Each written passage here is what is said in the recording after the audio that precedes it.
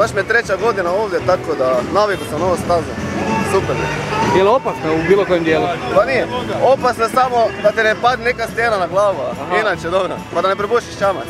Radim sad u Mariboru kao trener, naša ekipa ima i žensku ekipu koja ide na svjetsko prvenstvo ove godine, tako da uzimam mi, šta da kažem, 15 sata prosječno, po tjednu. Tjedno, ali? Da, da.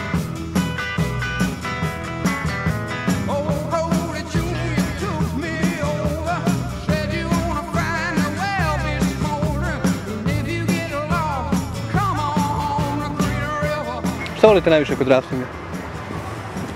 Taj sportski duh, takmičenje, druženje, to je ono što je najbitnije za nas.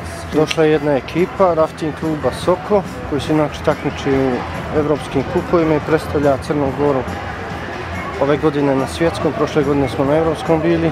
Inače organizujemo također evropske kupove na Tari i prošle godine na Zeti i na Morači smo bili.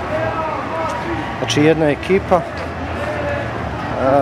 za šesticu sa nama koji smo malo stariji, koji smo prestali s aktivnim bavljenjem raftingom, ali sad vodimo taj klub.